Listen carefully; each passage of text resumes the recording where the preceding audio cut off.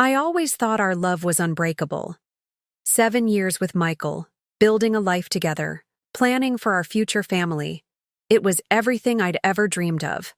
At least, that's what I believed. Standing alone at our daughter Emma's tiny, white casket, clutching the teddy bear that would accompany her body, I received the text that shattered my world completely. Before we jump back in, tell us where you're tuning in from, and if this story touches you, make sure you're subscribed, because tomorrow I've saved something extra special for you. A mistakenly shared location pin from my husband, not from the business emergency in Chicago he'd claimed, but from a beachfront resort in Bali, along with a photo clearly not meant for me. While I prepared to bury our 3-month-old daughter, my husband was sipping cocktails on the other side of the world, with a woman I'd never seen before. When Michael and I met at a mutual friend's wedding, the connection was immediate. He was charming, ambitious, and looked at me like I was the missing piece he'd been searching for his entire life. Our courtship was a whirlwind: weekend getaways, surprise gifts, and long conversations about our shared dreams. Within a year, he proposed on a cliff top overlooking the ocean at sunset, promising me forever with tears in his eyes. "You're my person, Sarah," he'd said, sliding the diamond ring onto my finger. "The one I want to build a life with, have children with, grow old with. I promise to always be there for you, through everything." I believed him completely. Why wouldn't I? Michael was consistent, thoughtful, and seemed completely devoted. When we bought our first home together in the suburbs, a fixer-upper with good bones, as the realtor put it, we spent weekends painting walls and arguing playfully about furniture.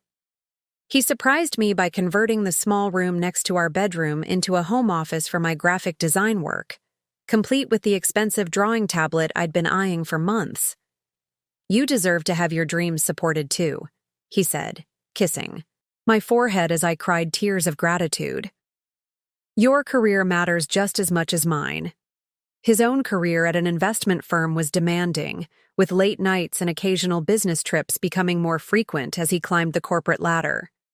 I was proud of his success, even when it meant rearranging our plans or spending evenings alone. We were building our future together, and sacrifice was part of the journey. When we decided to try for a baby, Michael seemed as excited as I was.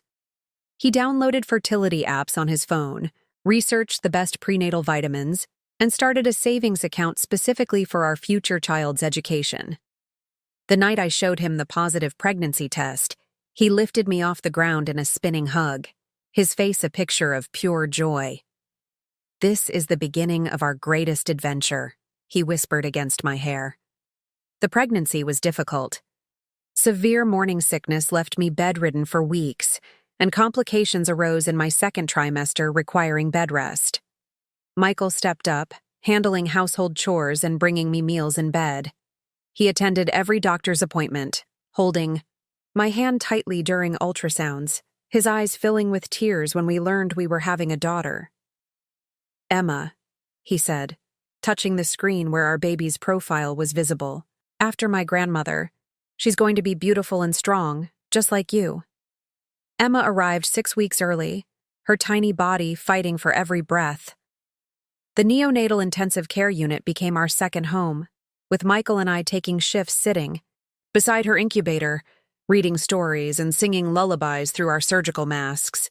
The doctors were cautiously optimistic, telling us that preemies often overcame their early challenges. For 3 months, we lived between hope and fear. I'd never seen Michael so vulnerable as he was in those hospital rooms, watching our daughter's chest rise and fall with each assisted breath. He memorized her care routines, asked intelligent questions during doctor rounds, and kept meticulous notes of her progress. When Emma had a good day, gaining a few ounces or breathing more independently, the relief in his eyes mirrored my own. "She's a fighter," he'd say, gently stroking her miniature fingers through the incubator ports. "She gets that from you." We brought Emma home for just 2 beautiful weeks. 2 weeks of midnight feedings, diaper changes, and simply staring in wonder at the perfect little person we'd created. Our living room became a nest of blankets and baby gear, with Michael insisting I rest while he wore our daughter in a carrier against his chest, working remotely with one hand and supporting Emma's head with the other. The night it happened remains a blur of sirens and screams. I woke to check on Emma and found her unresponsive, her skin cool to the touch. Michael performed CPR while I called 911, his training from the hospital now a desperate attempt to bring back our daughter's heartbeat. The paramedics arrived within minutes, but it was already too late. Sudden infant death syndrome, the doctors later explained. No warning, no prevention, no reason that made any sense to grieving parents. In those first devastating days, Michael seemed as broken as I was. He held me as we both sobbed, making funeral arrangements in hushed voices, accepting casseroles from neighbors with vacant expressions.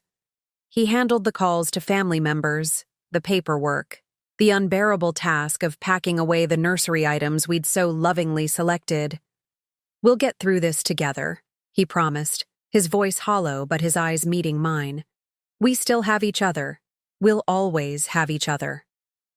Then came the business emergency in Chicago, a client crisis requiring immediate attention. Impossible to postpone even in our circumstances. I nodded numbly when he explained, too lost in my own grief to question the timing. He kissed me goodbye 3 days before Emma's funeral, promising to be back in time, his suitcase packed with the dark suit he'd wear to lay our daughter to rest. "I love you," he said at the door, his eyes not quite meeting mine. "Call me anytime. Day or night." I believed him. After everything we'd been through, how could I not? Even when his texts became sporadic and vague, even when his video calls were brief and taken in dimly lit hotel rooms, I never suspected. Grief consumed me completely, leaving no room for suspicion or doubt. Until that text arrived as I stood in the funeral home, finalizing the details no parent should ever have to consider.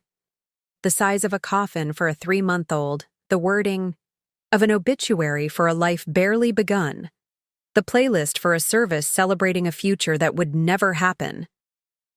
And just like that, my foundation of trust crumbled beneath my feet, leaving me in free fall.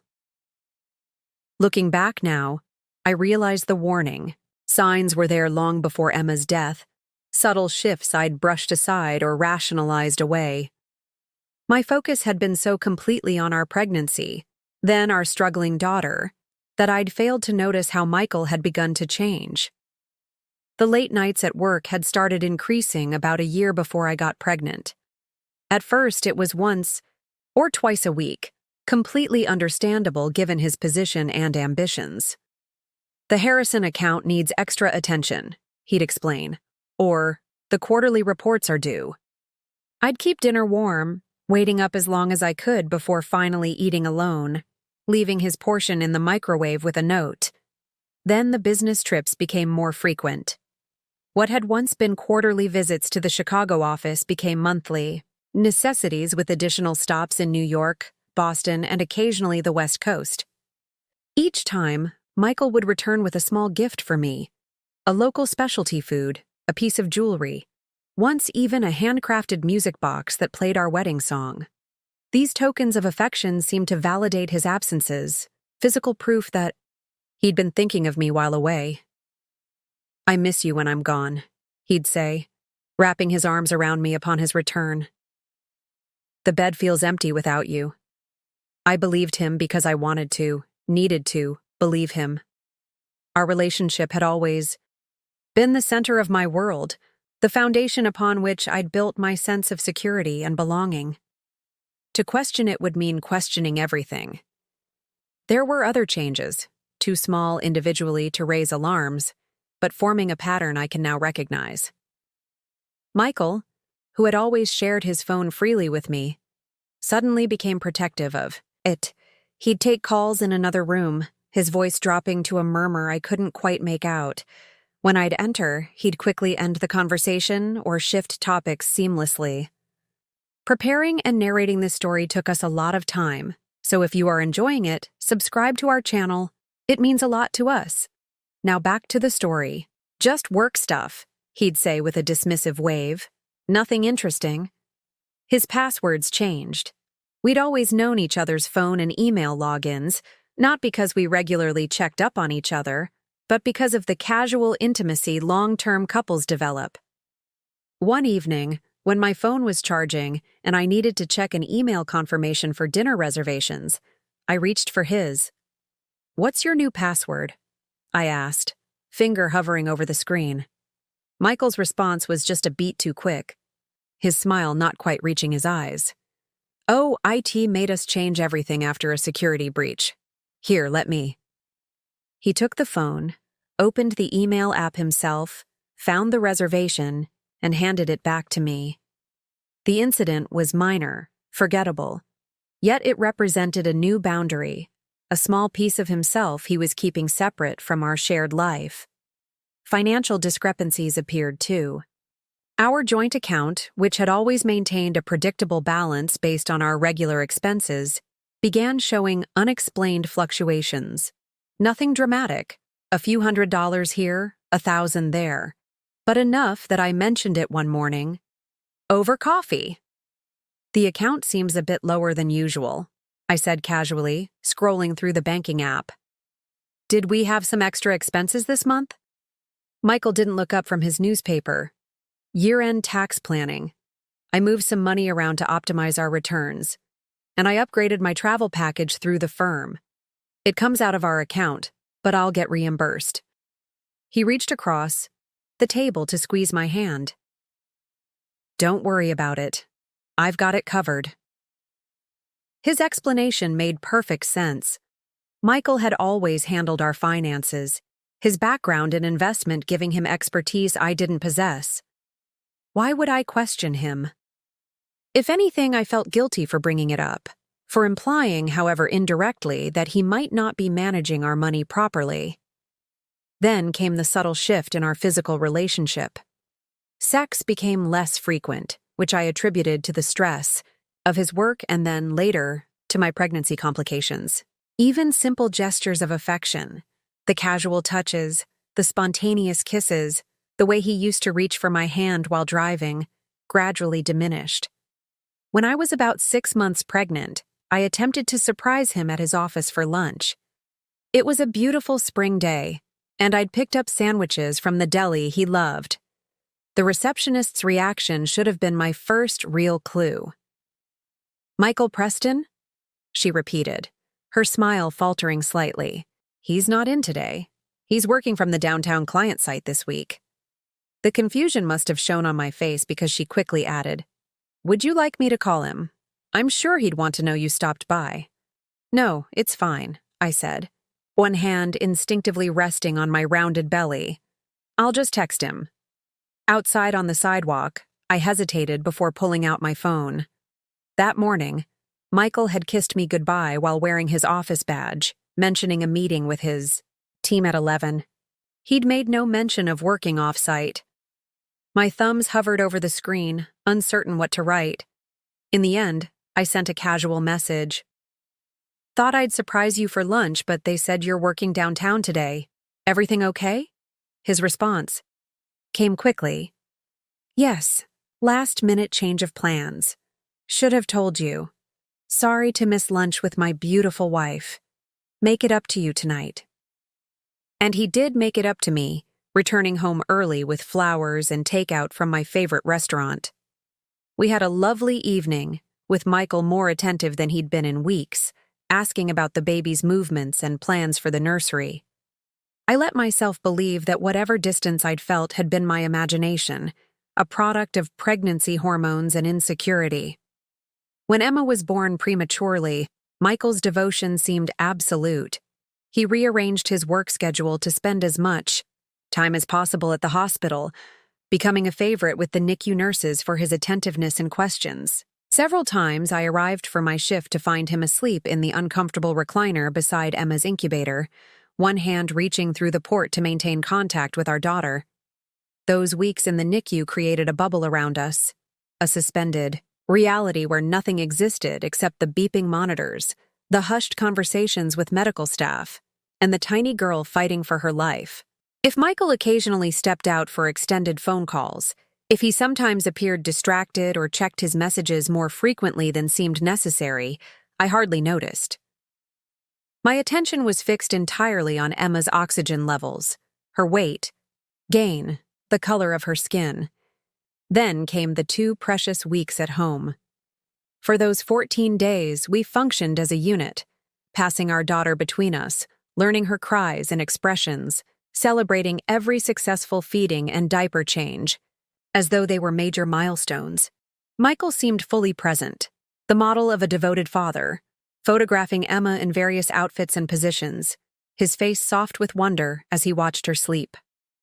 "I never knew I could love someone this much," he whispered one night as we stood, over her bassinet. "She's perfect. You're perfect. This is everything I've ever wanted." I leaned into him, exhausted but blissfully happy, believing with my whole heart that we'd weathered the difficult pregnancy and premature birth to emerge stronger, more connected, more in love than ever before. When she died, the world collapsed around us. Grief is a strange, suffocating thing. It isolates even as it binds people who share it.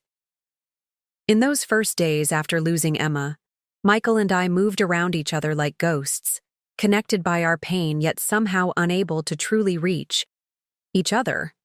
I needed to talk about her, to say her name, to look at her pictures. Michael retreated into silence, throwing himself into practical tasks, calling the funeral home, notifying friends, researching SIDS foundations we might support. When I tried to share memories of her, however brief, he would listen for a moment, before finding a reason to step away, a call he needed to make, an email to send, something to check in the garage. Needed to make, an email to send, something to check in the garage. The business emergency in Chicago came just 5 days after we lost her. Standing in our kitchen, his packed suitcase by the door, Michael seemed almost relieved to have a reason to leave. "The timing is terrible, I know," he said, rubbing his forehead. "But this client is crucial to the firm. I can't send someone else." "But the funeral," I started, the word catching in my throat. "I'll be back in time," he promised, checking his watch.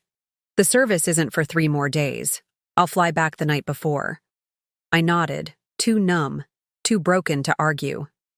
Part of me even understood his need to escape, to immerse himself in work rather than sit in our silent house with its empty nursery and shattered dreams.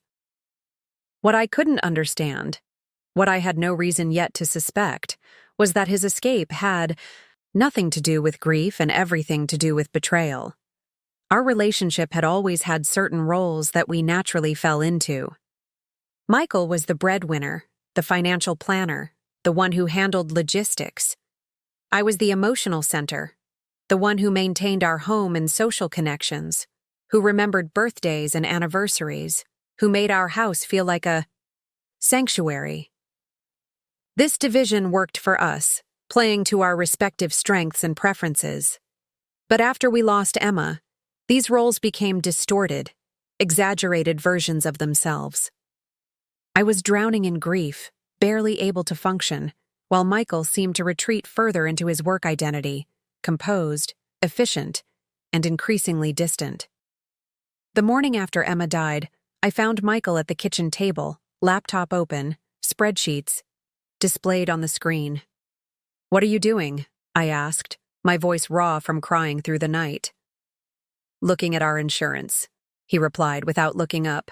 "There are death benefits we need to claim, medical bills to sort through, and we need to decide what to do about the nursery." His clinical tone sent a chill through me. Our daughter had been gone less than 24 hours, and he was already handling it like a project to be managed. When I started crying again, he closed his laptop with a sigh and came to put his arm around me. But there was something mechanical in the gesture, as if he were following a script for how a husband should comfort his grieving wife. "I'm sorry," he said, his voice softening slightly. "I'm just trying to take care of things so you don't have to worry about them." I leaned into him, desperate for connection, for shared grief, for any sign that he was breaking inside like I was. Can we just talk about her? About Emma? I feel like if we don't talk about her, it's like she's disappearing all over again. Michael's body stiffened almost imperceptibly. Of course, he said, but within minutes he had steered the conversation to funeral arrangements, practical matters that needed decisions. It was easier for him that way, I told myself. Men sometimes process grief differently. He was protecting himself by focusing on tasks. The pattern continued in the days that followed. I moved through our home like a ghost, touching Emma's things, sitting in the nursery rocker, staring at her photos. Michael was physically present but emotionally elsewhere, spending hours on his phone or laptop, having hushed conversations I couldn't quite hear. When friends brought meals, Michael would greet them at the door, accepting their condolences with dignified nods, while I remained curled on the couch, unable to face anyone. He became my buffer against the world, handling the calls and visitors that I couldn't bear. On the surface, it seemed like he was carrying us both through this impossible time. But something essential was missing: the shared burden, the mutual support that had always defined our relationship. At night, we lay in bed not touching, a chasm between us that neither knew how to bridge. Sometimes I would reach for his hand in the darkness, and he would hold it briefly before rolling away, claiming he needed to sleep.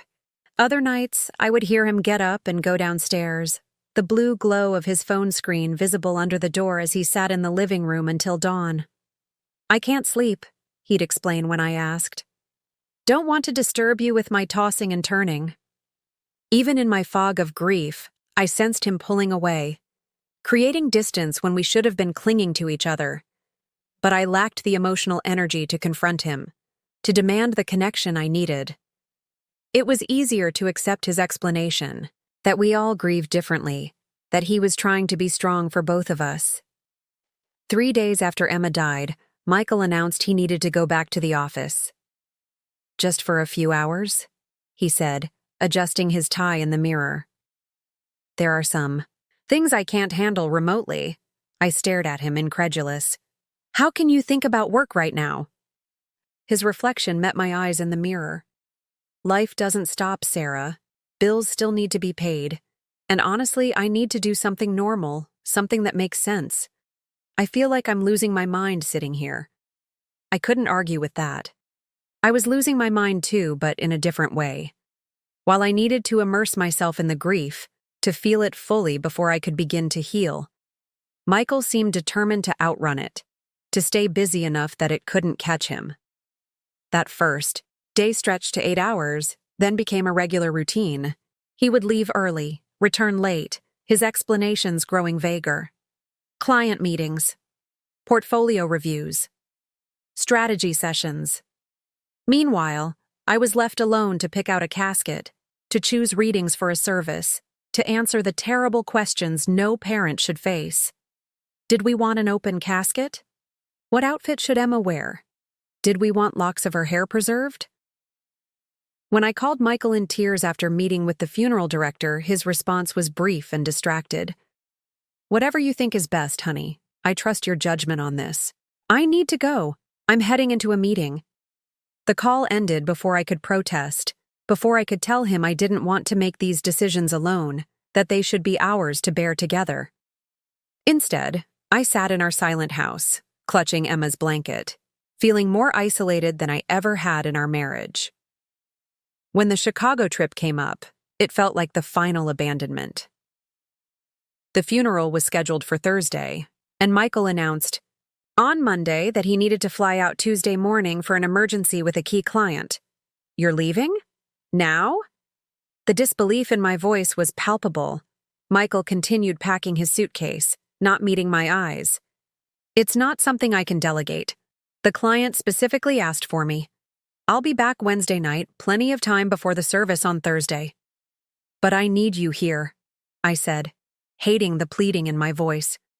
"I can't do this by myself." Finally, he looked at me, his expression a mixture of frustration and something else I couldn't quite identify. You're not by yourself. Your mother is coming tomorrow, remember? And Jessica has been checking on you every day. He zipped his suitcase closed with a decisive motion. This trip is important, Sarah. I wouldn't go if it wasn't absolutely necessary. My mother, my best friend. Yes, they were supportive, but they weren't my husband, the father of the child we'd lost. They weren't the one person who truly shared this specific, devastating grief. As he prepared to leave the next morning, Michael seemed unusually particular about his packing. I noticed him slip an extra toiletry bag into his suitcase, one I hadn't seen before. What's that? I asked, pointing to the leather case. New travel kit? He replied quickly. The old one was falling apart. He kissed me goodbye at the door, a perfunctory peck that felt like a formality rather than an expression of love. I'll call you when I land in Chicago. Try to eat something today, okay? As his car pulled out of the driveway, I felt a strange sense of abandonment mixed with relief. The distance between us had become so palpable that his physical absence seemed merely an extension of his emotional withdrawal. At least now, I didn't have to pretend that we were supporting each other, when the reality had become increasingly one-sided. The calls from Chicago were brief and infrequent. Michael would check in once in the morning and once at night, asking how the funeral preparations were going, but quickly steering the conversation to safer topics. Had the lawn service come? Was my mother arriving on schedule? Had I called the insurance company about the medical bills? When I tried to express my feelings, my overwhelming sorrow and loneliness, he would listen for a moment before finding a reason to end the call. I know this is hard, Sarah, but you're strong. You'll get through this. Listen, I need to prep for this meeting. I'll call you tomorrow, okay? Each time, I was left holding the phone, words unsaid burning in my throat. Each time, the gulf between us grew wider. Little did I know that the greatest betrayal was yet to come. The day before Emma's funeral dawned gray and drizzly, a fitting backdrop to my shattered world. My mother had arrived the previous evening, bustling around the kitchen, making tea I wouldn't drink and sandwiches I couldn't eat. Her presence was both comforting and exhausting. Comforting because she didn't expect me to be functional. Exhausting because her own grief manifested as nervous energy, filling our silent home with forced conversation and constant movement. Michael's, "Flying back tonight?" she asked, arranging flowers someone had sent, their cheerful colors obscene against the somber mood of the house. "That's the plan," I replied, checking my phone for the 100th time. He hadn't called yet that morning, unusual even by the new standards of our diminished communication. His flight gets in around 9. My mother made a non-committal sound, her disapproval of Michael's absence evident despite her attempt to hide it. "Well, I'm sure he's been very busy," she said, the words hollow with forced understanding. I didn't have the energy to defend him, nor the conviction. Instead, I retreated to the nursery, a room everyone else avoided but where I found strange comfort. Sitting in the rocking chair, surrounded by the carefully chosen items for a life now unlived, I tried again to reach Michael. Straight to voicemail. Again. By noon, anxiety had begun to gnaw at the edges of my grief. Why wasn't he answering? Had something happened? Was he on a plane already? His phone in airplane mode? I sent another text. "Please call when you get this. Need to confirm your flight details for tonight." My mother suggested I try to rest before the visitation hours scheduled for that evening at the funeral home. "Just lie down for a bit," she urged, guiding me toward my bedroom. "I'll wake you if Michael calls." Exhaustion won out, and I fell into a fitful sleep, dreams filled with beeping hospital monitors and tiny hands that slipped from my grasp. When I woke, the room had darkened with late afternoon shadows. Checking my phone, I saw it was after 4, and still no word from Michael. Now genuine worry cut through my emotional fog. This wasn't like him, even with his recent distancing. I called his office directly, something I rarely did. "Preston Investment Group," a receptionist answered. "Hi, this is Sarah Preston, Michael's wife. I'm trying to reach him. It's urgent. A brief pause. Oh, Mrs. Preston. I'm so sorry about your loss. Michael isn't in the office this week. He's working remotely due to your family situation. The careful phrasing caught my attention. He's at the Chicago client meeting, right? Do you have a contact number there? Another pause, longer this time. I don't show any Chicago meeting on his calendar this week, Mrs. Preston. The note just says he's working remotely. A cold sensation spread through my chest. Thank you, I managed to say before ending the call. My mother appeared in the doorway. Was that Michael? No, I said, my voice sounding distant to my own ears. Just checking something. I returned to my phone, opening the location-sharing app we'd used since early in our relationship. Originally a safety measure when I worked late nights as a graphic designer, later a convenience for coordinating our busy schedules. Michael had always joked that he had nothing to hide, that I could track him anytime. Until recently, I'd never had reason to do so. The app took a moment to load, then showed the map. I expected to see Chicago, or perhaps the airport if he was, already in transit. Instead, a pin dropped halfway around the world. Bali, Indonesia. I stared at the screen, certain there was some mistake. I zoomed in, hoping the location would resolve itself into somewhere more explicable. But no, the pin clearly showed a resort area in Bali, a place I'd never been but had often mentioned wanting to visit someday. With shaking hands, I took a screenshot, then opened our text thread to send it to Michael with a question mark. But, before I could hit send, a notification banner appeared at the top of my screen, an Instagram alert. Michael rarely posted on social media, claiming he was too busy and valued privacy. The notification was unusual enough to divert my attention. I opened the app to find he'd been tagged in a post by someone named Amber Richards, a name I didn't recognize. The image loaded, and the world stopped. There was my husband, shirtless, on a white sand beach, arm around a beautiful woman with sun-kissed skin and caramel-colored hair.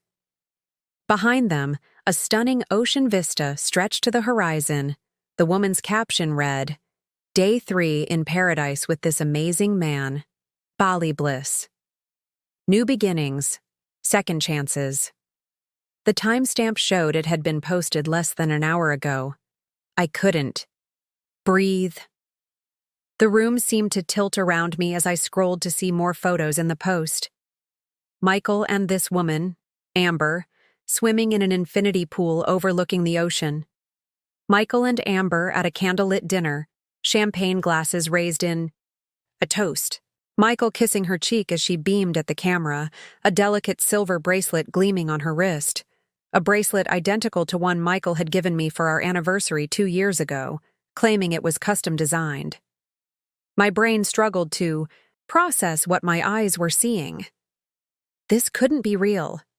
Not now. Not when our daughter's tiny body lay in a funeral home, waiting for her final goodbye. Not when I'd spent days planning a service to honor her brief life, expecting Michael to stand beside me as we faced the unimaginable together. But the evidence was undeniable, the betrayal so complete it defied comprehension. I clicked on Amber's profile, my self-destructive need to understand overwhelming my instinct for self-preservation. Her page revealed a fitness instructor from Los Angeles, her feed filled with workout videos, motivational quotes, and exotic travel photos. I scrolled back, searching for the first mention of Michael, and found it 8 months ago, right around the time his business trips had increased. Met the most incredible man today. Sometimes the universe puts the right person in your path when you least expect it. Fate? Heart open 8 months. While I was dreaming of starting our family, while I was suffering through morning sickness and complications, while I was sitting by our daughter's hospital bed willing her to live, Michael had been building a relationship with this woman. The pieces started falling into place with sickening clarity. The late nights, the secretive phone calls, the unexplained expenses, the emotional distance. all of it suddenly made horrible sense. A text notification pulled me from my horrified trance. Michael, finally. Sorry for the radio silence. Meeting's running long. We'll update on flight status soon. The casual deception, so automatic he didn't even consider I might know the truth, broke something inside me. A sound escaped my throat, not quite a laugh, not quite a sob, startling my mother who had been hovering uncertainly in the doorway. Sarah? What is it?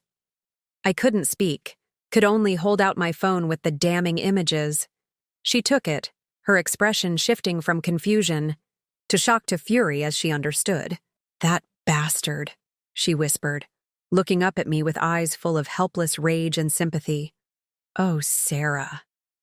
The numbness that had protected me since Emma's death suddenly evaporated, leaving raw, excruciating pain in its wake. Not just grief for my daughter now, but the additional trauma of absolute betrayal by the one person who was supposed to stand by me through the worst moment of my life.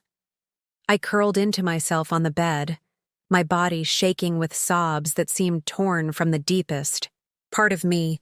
My mother sat beside me, her hand on my back, murmuring words I couldn't process. When I could finally speak, only one question emerged. How could he? There was no answer, of course. No explanation that could possibly justify what Michael had done.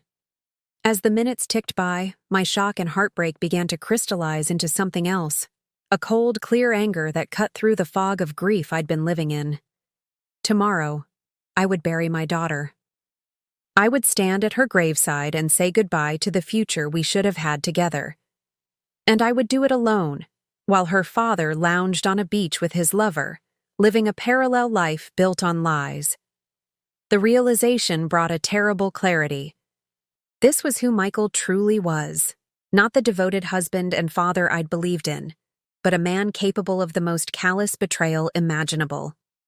And in that moment of devastating understanding, something shifted inside me. I couldn't control the loss of my daughter or the destruction of my marriage, but I could control what happened next.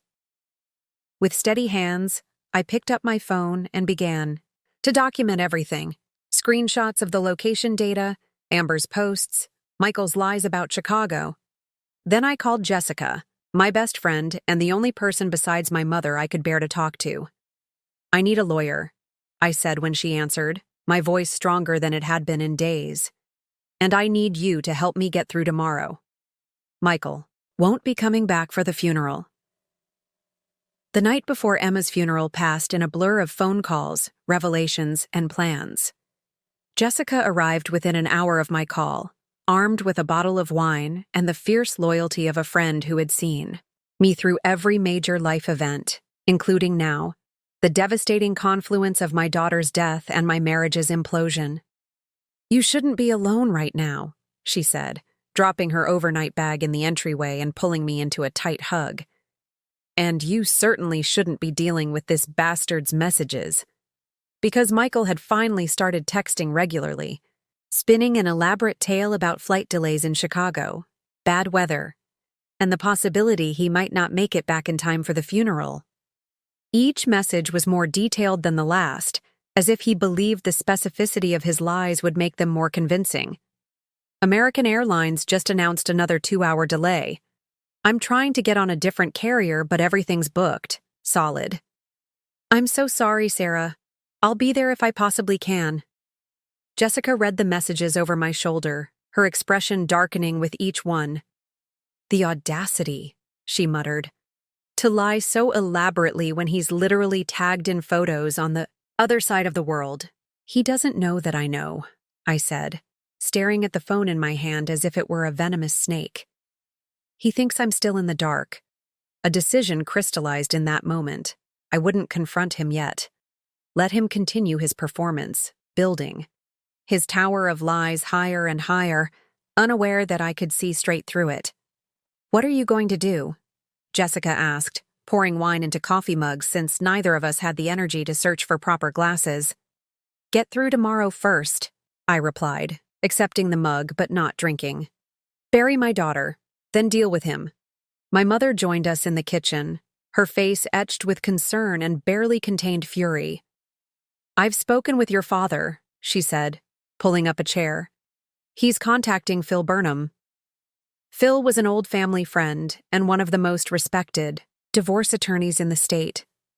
"Mom, I haven't even—" I started. "You don't have to decide anything now," she cut in, her voice firm but gentle. "But you should know your options, and you should protect yourself."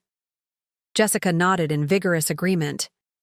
"Your husband is in Bali with another woman, while your baby's body is in a funeral home.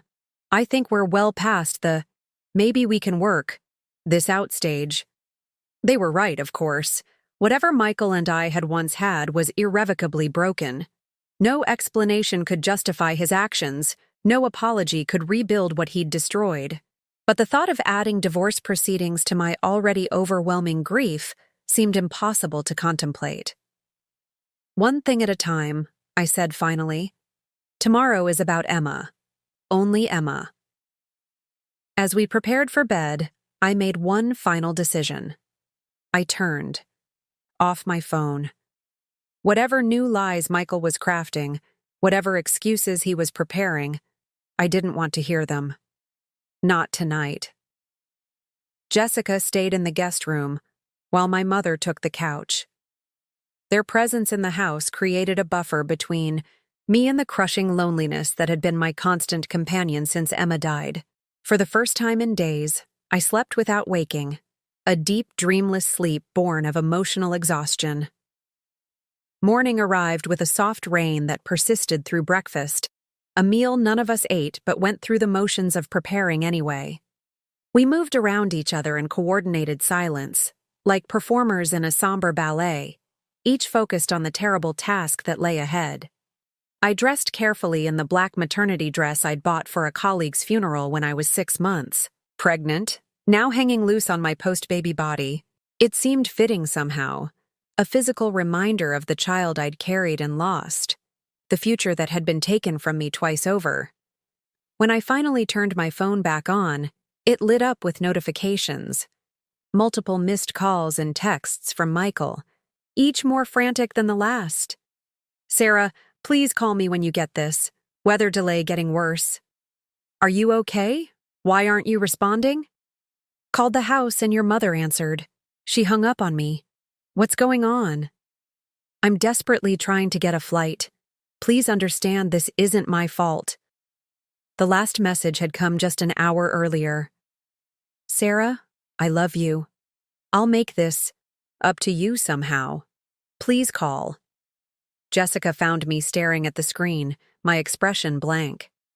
"You don't owe him a response," she said gently. "I know." I set the phone down without replying. It's time to go.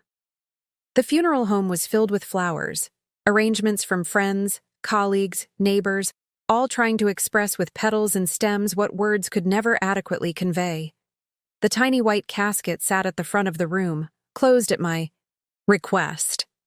I couldn't bear the thought of people staring at my baby, even in her perfectly peaceful state. As mourners arrived, I stood in a receiving line with my parents and Jessica, accepting hugs and condolences with numb politeness. Every few minutes, someone would glance around and ask in hushed tones, "Where's Michael?"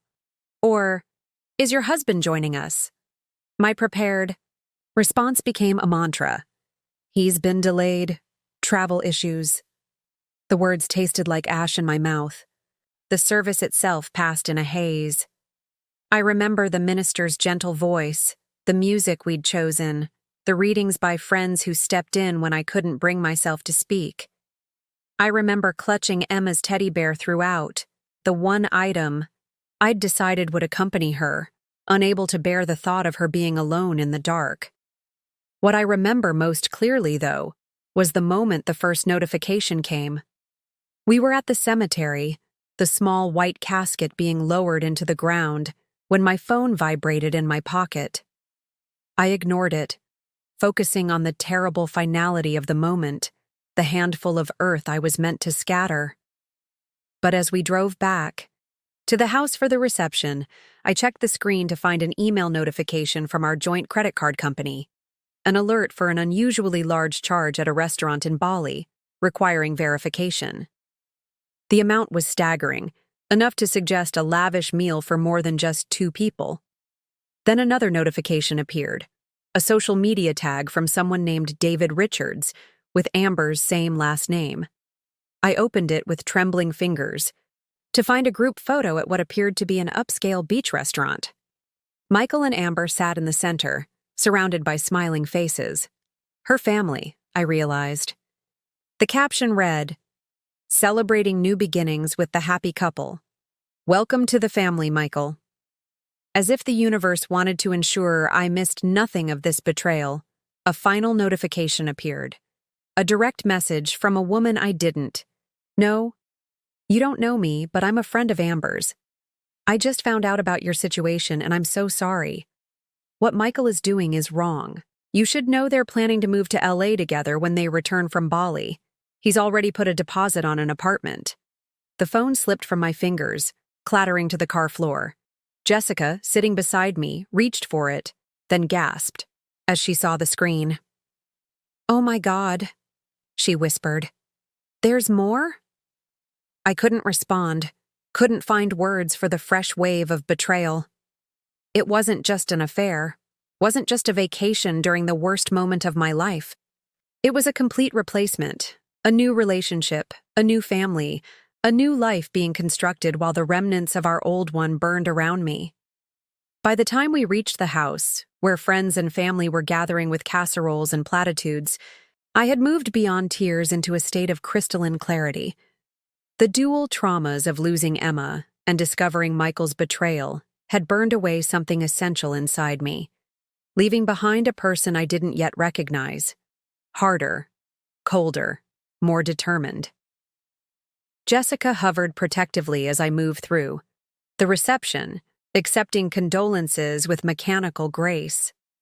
My mother watched me with worried eyes, clearly concerned about my unnatural composure. "Are you sure you want to do this now?" she asked when I mentioned needing to make a call. "It can wait until tomorrow." "No," I said quietly. "It can't." I slipped away to my bedroom, closed the door, and finally did what I'd been avoiding for the past 24 hours. I called my husband. He answered on the first ring, his voice carefully modulated into an expression of distress. "Sarah, thank God. I've been trying to reach you. I'm so sorry about the funeral. The flights are all—" "Stop." I cut him off, my voice steady. "Just stop, Michael. I know where you are." A beat of silence. "What do you mean?" "You're in Bali, with Amber. I've seen the pictures. I know everything." Another silence, longer this time. I could almost hear the calculations running through his mind, the frantic search for a plausible explanation. "Sarah," he finally said, his tone shifting to something more intimate, more pleading. "It's not what you think. This is a work trip. That got complicated. Amber is a client. I couldn't tell you because of confidentiality agreements." The lie was so brazen, so utterly divorced from reality, that a strange laugh escaped me. "A client. Of course. That's why you're celebrating. With her family? That's why you've put a deposit on an apartment in LA?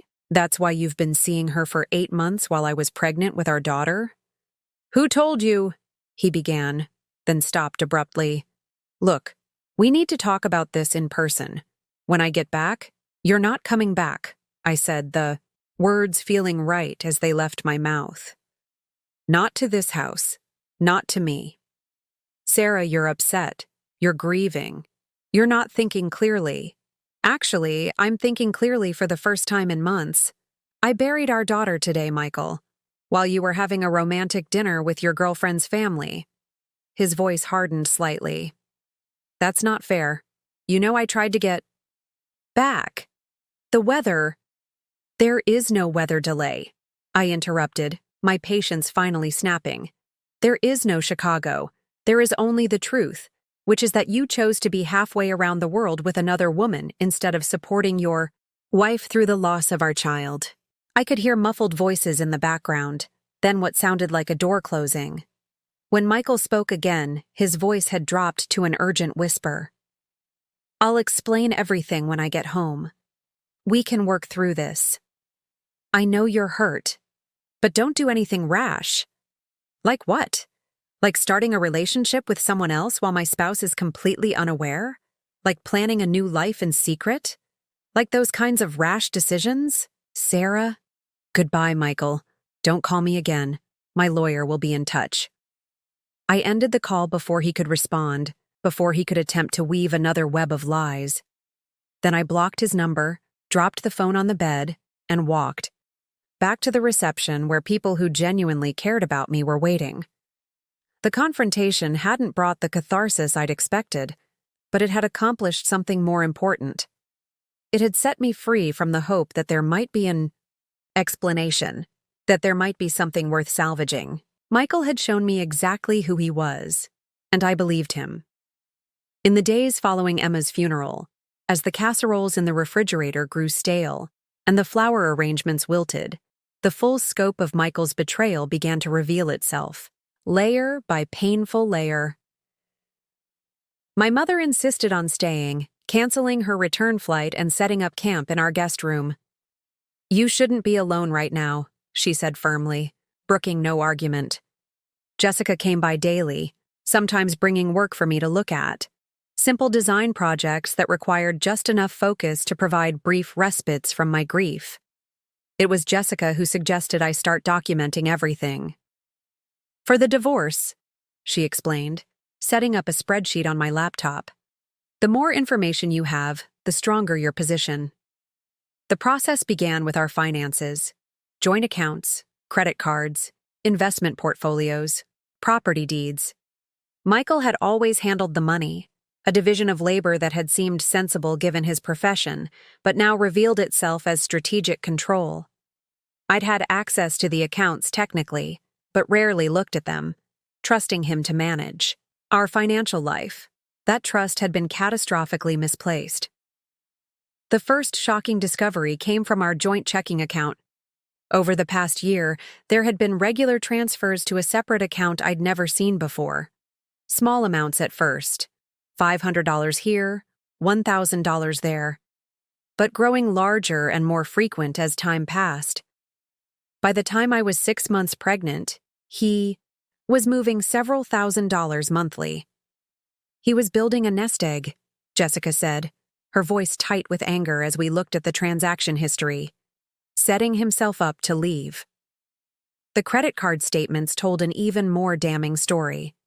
Dinners at restaurants I'd never heard of on nights he'd claimed to be working late. Hotel charges in cities where he supposedly had client meetings, but the dates didn't align with his trip itineraries. Jewelry purchases from high-end retailers, none of which had ever made their way to me. And then there were the charges from Los Angeles, weekend trips Michael had explained as portfolio review sessions, but which now clearly aligned with visits to Amber. Plane tickets, hotel rooms, concert tickets, spa treatments. Once I knew what to look for, the pattern was undeniable. Most painful were the charges from 3 months earlier, when Emma was fighting for her life in the NICU. A dinner at an upscale restaurant in Los Angeles, followed by tickets to a show, all while Michael had claimed to be on a quick overnight business trip. I remembered that night with horrifying clarity, sitting alone beside Emma's incubator, reading her stories, watching her tiny chest rise and fall with each assisted breath, calling Michael for comfort only to reach his voicemail. While our daughter struggled to survive, he had been enjoying a carefree evening with his girlfriend. The thought made me physically ill. I barely reached the bathroom before emptying the contents of my stomach, retching until nothing remained but bitter bile and disgust. When Phil Burnham, the divorce attorney my father had contacted, came to the house for our first consultation, I had a folder filled with printouts, bank statements, credit card bills, hotel receipts, screenshots of social media posts. He reviewed them silently, his expression growing grimmer with each page. "Mrs. Preston," he said finally, removing his glasses and looking at me directly. "This is one of the clearest cases of financial infidelity I've seen in 30 years of practice. And given the timing, during your pregnancy and your daughter's illness, I believe we have grounds for a particularly favorable settlement. I don't care about the money, I said, the words automatic and mostly true. I just want this over with. Phil smiled gently. I understand. But your husband has been systematically diverting assets for at least a year. He's been spending your joint funds to conduct and maintain an affair, and he abandoned you during a period of extreme vulnerability and loss. The court will take a very dim view of all this. His words made sense intellectually, but emotionally I was still struggling to reconcile the Michael I thought I knew with the man who had orchestrated this elaborate deception. How could someone share your bed, your home, your dreams, your grief, and all the while be plotting an exit? How could they look into your eyes and lie so convincingly for so long? The next revelation came from an unexpected source. Lisa, a neighbor who had brought a lasagna after the funeral, stopped by with dessert a week later. As we sat at the kitchen table with coffee neither of us was drinking, she hesitated, then spoke. Sarah, there's something I've been debating whether to tell you. With everything you're going through, I wasn't sure if I should add to your burden. But after learning about Michael, I think you deserve to know. My stomach tightened. Know what? Lisa looked down at her coffee cup. Last summer, when you were about 4 months pregnant, I saw Michael at La Terrasse, that French bistro downtown. He was with a woman, very pretty, light brown hair. They looked intimate. La Terrasse was one of the most expensive restaurants in the city, a place Michael and I had gone only for special occasions. You're sure it was him? She nodded. They were sitting on the patio. I was walking by and recognized him immediately. I almost stopped to say hello, but then I saw them holding hands across the table. The way they were looking at each other, she trailed off, uncomfortable. Did you tell anyone? I asked, my voice strangely calm. I mentioned it to John that night, she admitted, referring to her husband. He said I should mind my own business, that maybe she was a client or colleague. I wanted to believe that. But then I saw them again, about a month later, at the farmer's market on Sunday morning. They were shopping together, acting very coupley. You were on bed rest by then. The timeline aligned perfectly with my pregnancy complications, when I'd been confined to our bedroom, dependent on Michael for nearly everything. While I'd been grateful for his apparent attentiveness, he'd been building a parallel life just miles away. Thank you for telling me, I said, reaching for Lisa's hand. I'd rather know the truth, even when it hurts. After she left, I sat at the kitchen table for a long time, processing this new information. Michael hadn't just been conducting a long-distance affair during business trips. He'd been seeing Amber right here in our city, parading her around in public places where he might easily have been recognized. The level of risk he'd been willing to take was staggering, suggesting either supreme confidence in his ability to deceive me or complete indifference to the possibility of being caught. That night, I finally forced myself to do what I'd been avoiding. I went through Michael's things, his closet, his dresser drawers, the boxes in his office. I wasn't sure what I expected to find. Love letters, photographs, more evidence of his betrayal? What I found instead were absences. Certain items of clothing missing, important documents gone from the filing cabinet, his passport nowhere to be found. He'd been removing things gradually, I realized, preparing for his eventual departure while maintaining the fiction of our marriage. In his desk drawer, I discovered a brochure for an apartment complex in Los Angeles, the one mentioned in the message I'd received. Pages had been folded down, specific floor plans circled. 2-bedroom units, I noticed, not the 1-bedrooms that would suggest a single inhabitant or even a couple. Was he planning a family with her? The thought sent a fresh wave of pain through me. At the back of his closet, behind winter coats we rarely used in our mild climate, I found a small safe I'd never seen before. It was locked, of course, and I had no idea what the combination might be. I left it for the locksmith Jessica arranged to come the next day. When it was finally opened, the contents were telling. Michael's grandmother's diamond earrings, which he'd claimed had been lost years ago. The deed to a small property in Colorado I hadn't known we owned. Several $1,000s in cash. And a second passport, not a duplicate of his official one, but what appeared to be a legitimately issued passport in his name, but with a different birth date. Phil took one look at the passport and frowned. This is concerning. Very concerning. It suggests a level of premeditation beyond what we typically see.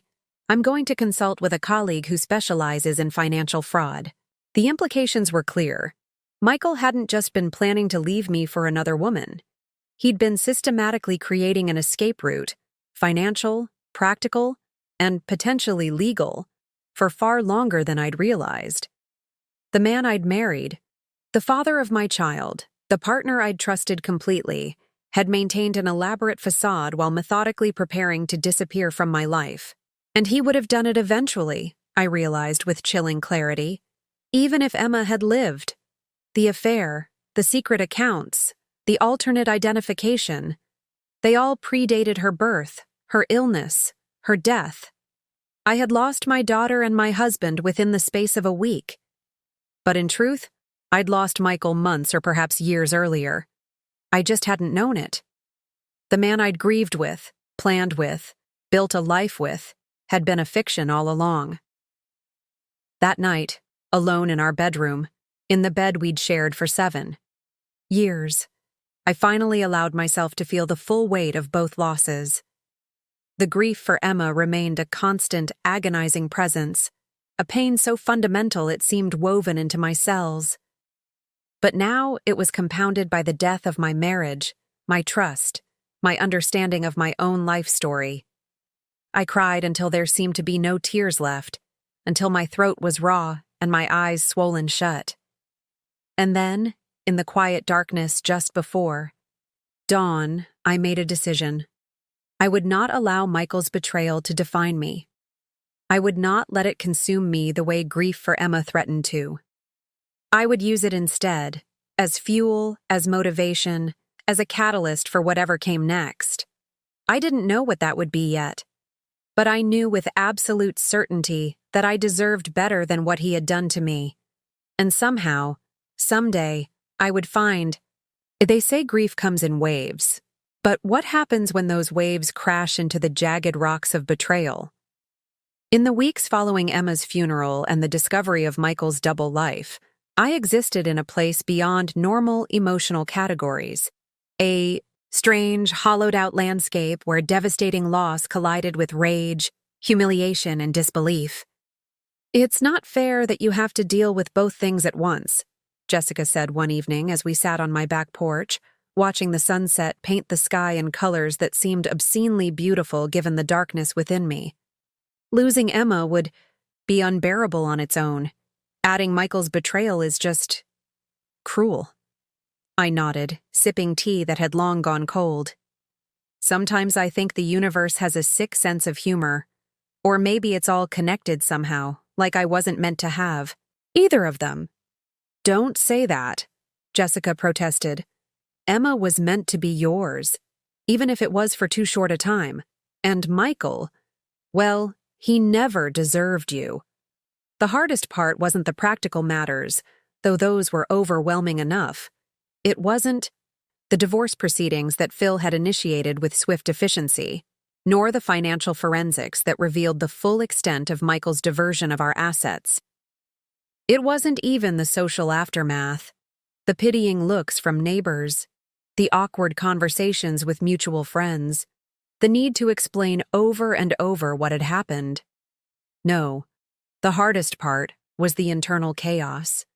The way my mind kept circling, back to questions that had no satisfying answers. Had he ever loved me at all? Had everything been a lie from the beginning? When exactly had he stopped seeing a future with me? Was there something I could have done differently? Had I been blind or simply trusting? And most painfully, had he ever truly loved Emma? Or had she been just another prop in his performance of the devoted husband and father? Nights were the worst. In the quiet darkness, memories would surface unbidden. Michael's face when I told him I was pregnant, his gentle hands adjusting Emma's tiny hat in the NICU, the tears he'd shed when we received her diagnosis. Had those moments been genuine, or was he that skilled at deception? Sleep, when it came, offered no refuge. My dreams were a terrible mixture of loss and betrayal, holding Emma only to have her disappear from my arms, running through endless corridors looking for Michael only to find him turning away from me, scenes from our life together that morphed into nightmarish revelations of deceit. I'd wake gasping, reaching instinctively for comfort that wasn't there. In those moments, I hated that part of me still longed for the Michael I thought I knew. The partner who would have held me through this grief, not caused it. My mother worried constantly, hovering around me with anxious energy. "You're not eating? Enough," she'd fret, placing plates of food I couldn't taste in front of me. "You need to keep up your strength." "For what?" I asked once, the words sharper than I intended. "What exactly am I staying strong for, Mom?" Her face crumpled slightly, and I immediately regretted my tone. "For yourself," she said softly. "For the life you still have ahead of you." That life seemed impossible to imagine. I had built my entire adult identity around being Michael's wife, and then, briefly, Emma's mother. Now I was neither. Who was I without those roles? What was left of me? The anger came in sudden, overwhelming surges. I would be going through normal motions, sorting laundry, washing dishes, responding to an email, when rage would rise like a tidal wave, leaving me breathless and shaking. In those moments, I wished for the satisfaction of confrontation, of forcing Michael to witness the devastation he'd caused, of making him understand exactly what he'd thrown away. But he remained in Bali, then Los Angeles, communicating only, through lawyers. The distance itself felt like another betrayal, his refusal to face me, to acknowledge directly what he had done. It was as if he believed that by staying away, he could avoid the reality of his choices. "You're allowed to be angry," my therapist told me during one of our sessions. I had started seeing her 3 times a week, desperate for any tool that might help me navigate the dual trauma. In fact, anger can be healthy. It's a recognition that you deserved better treatment than you received. "I'm not just angry," I admitted. "Sometimes I hate him so much I can't breathe. And then I hate myself for giving him that much power over me still." "Hatred corrodes the vessel that contains it," she said gently. "But feeling it doesn't make you a bad person. It makes you human."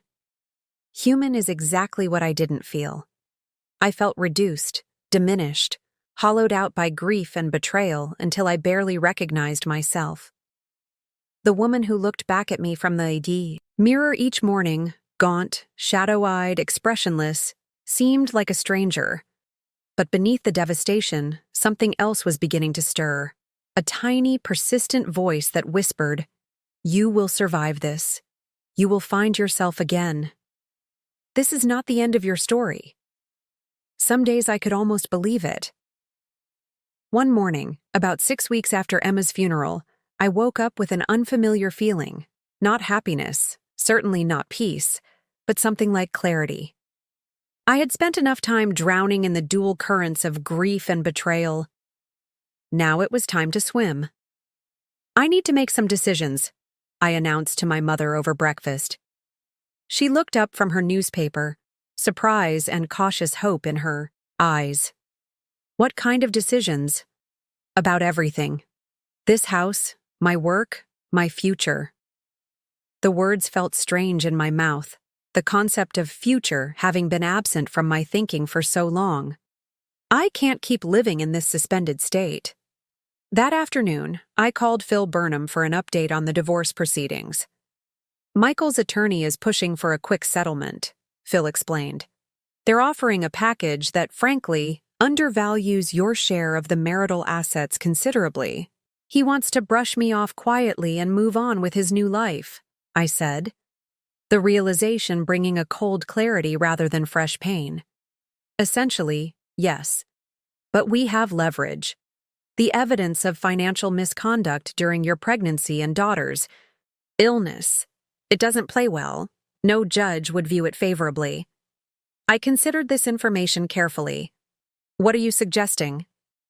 We counter with our terms: full financial disclosure, equitable division of all assets, including those he attempted to hide. And given the circumstances, I believe we can pursue additional compensation for emotional distress. For the first time in weeks, I felt something like purpose stirring within me. Do it. No concessions. Next, I called my former design clients. Before Emma, I had built a modest but successful freelance business creating branding packages for small companies.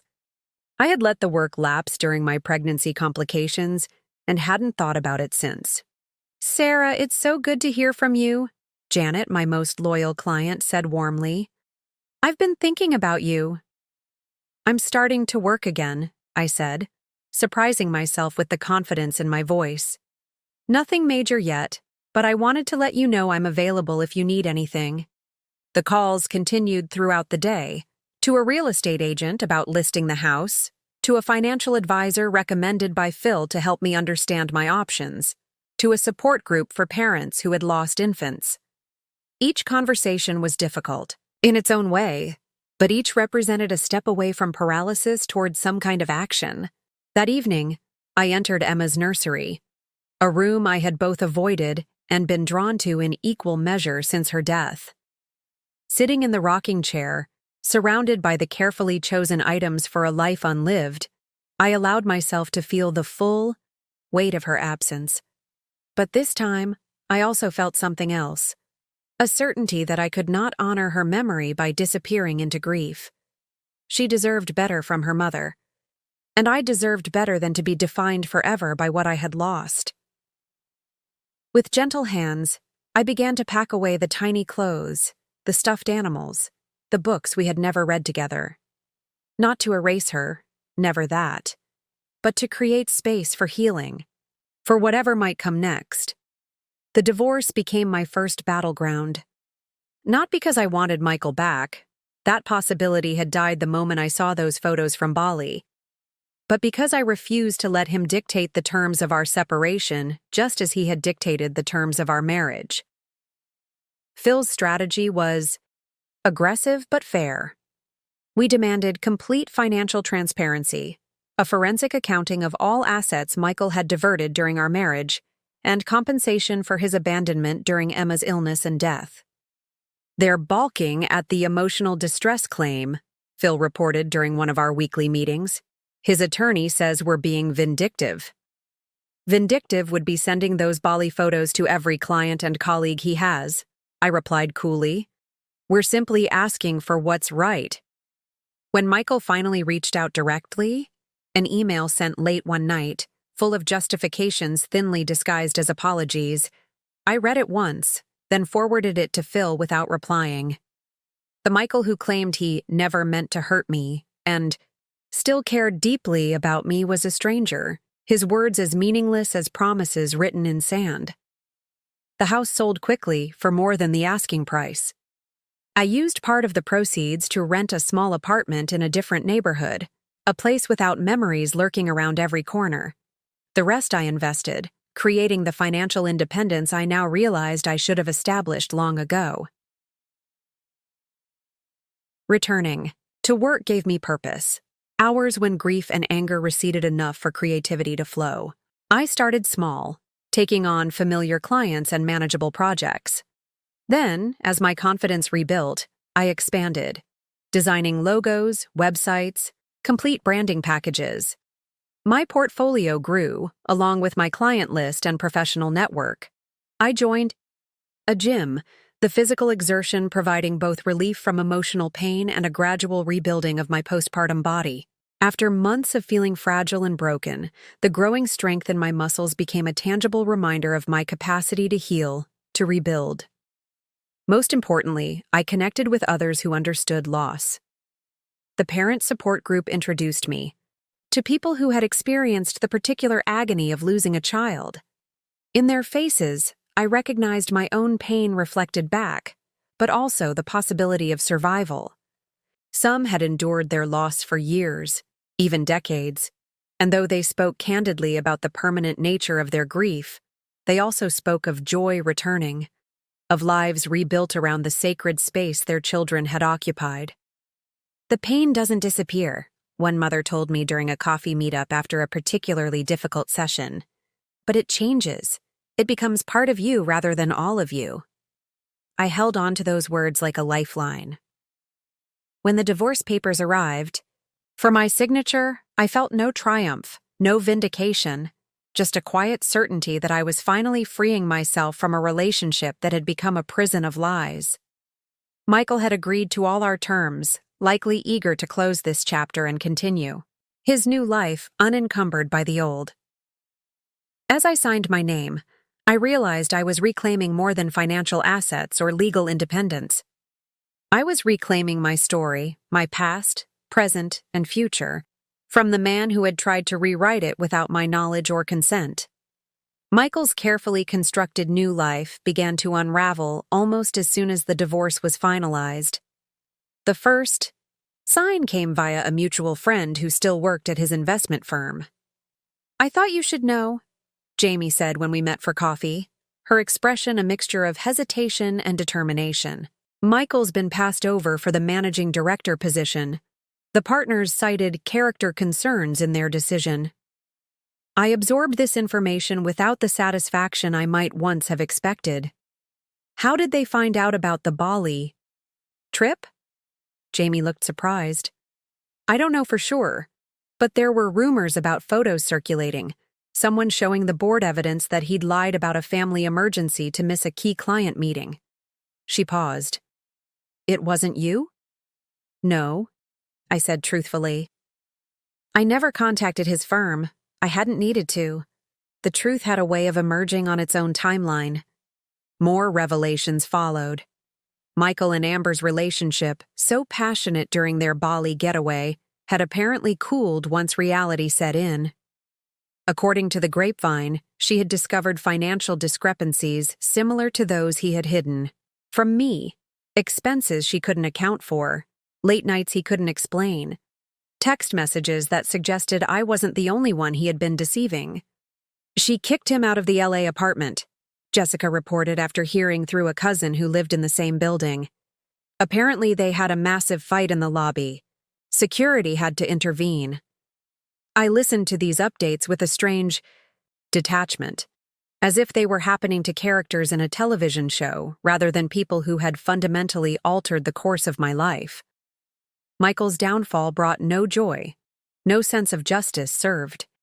He had made his choices, and now he was living with their natural consequences. What did bring a measure of peace was knowing I had handled my part with dignity.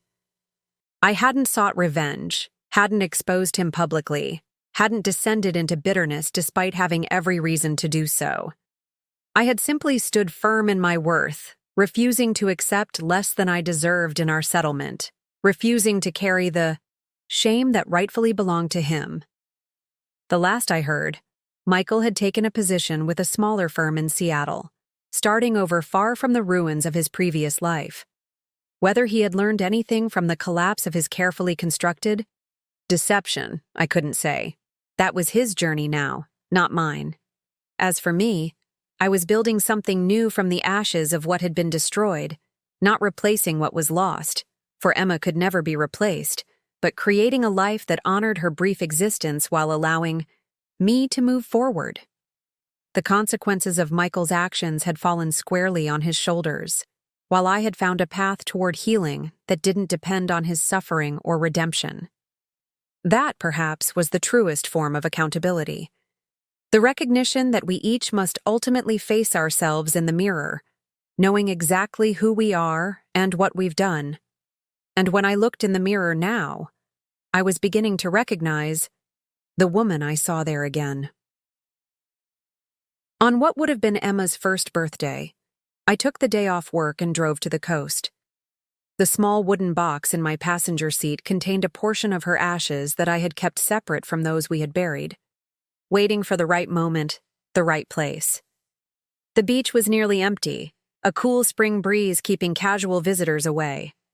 I walked barefoot along the shore, the cold sand between my toes anchoring me to the present moment, even as my mind drifted through memories.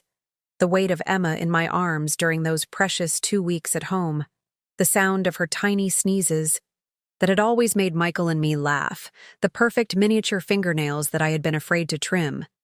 At a secluded spot where the coastline curved gently, I sat on a piece of driftwood and opened the box. "Happy birthday, my love," I whispered, letting tears fall freely. "I miss you every day."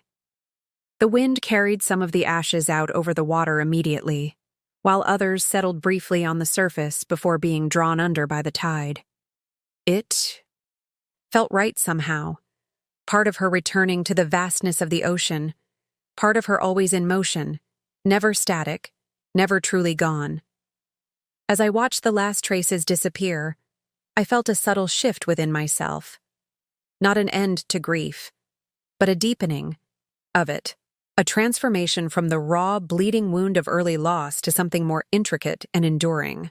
Emma would always be part of me, her brief life woven permanently into the fabric of who I was becoming.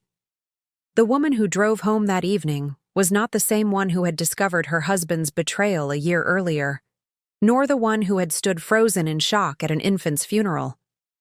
She was someone new, scarred but stronger, still capable of pain, but also of joy, no longer defined by what she had lost, but by what she had survived. My design business had grown beyond what I could manage alone, leading to a partnership with 2 other freelancers and a small studio space downtown. The work was challenging and fulfilling, providing not just financial independence, but creative satisfaction I had forgotten was possible. The support group had evolved into genuine friendships, with people who understood the unique contours of parental grief. We marked anniversaries together, celebrated small victories, held space for difficult days when the absence of our children felt particularly acute, and slowly, cautiously, I had begun to open myself to new connections, not romantic relationships, yet, but authentic friendships that weren't shadowed by Michael's memory, or defined solely by my status as a grieving mother. I thought of him less frequently now. When his name did cross my mind, it no longer carried the searing pain of betrayal or the dull ache of what might have been. He had become simply a person from my past, someone I had loved, someone who had hurt me, someone whose actions had irrevocably changed the course of my life, but not someone who held power over my present or future. That evening, as I added a new photograph to Emma's memory box, me on the beach, smiling gently at the camera, I had set on a timer. I realized something profound. Healing didn't mean forgetting or moving on. It meant incorporating loss into a life that continued to evolve, continued to seek meaning, continued to expand beyond the boundaries of what had been broken. "We made it through this year," I told Emma's image, tracing the curve of her cheek, in a hospital photo taken days before we lost her. "And we'll make it through the next one, too." The promise felt solid, real. Not the desperate hope of early grief, but the quiet certainty of someone who had walked through fire and emerged transformed. Whatever came next, I would face it with the strength Emma had given me, the wisdom loss had taught me, and the knowledge that even the deepest wounds could, with time and care, become the places from which new life grew. Up next, you've got 2 more standout stories right on your screen. If this one hit the mark, you won't want to pass these up. Just click and check them out. And don't forget to subscribe and turn on the notification bell so you don't miss any upload from us.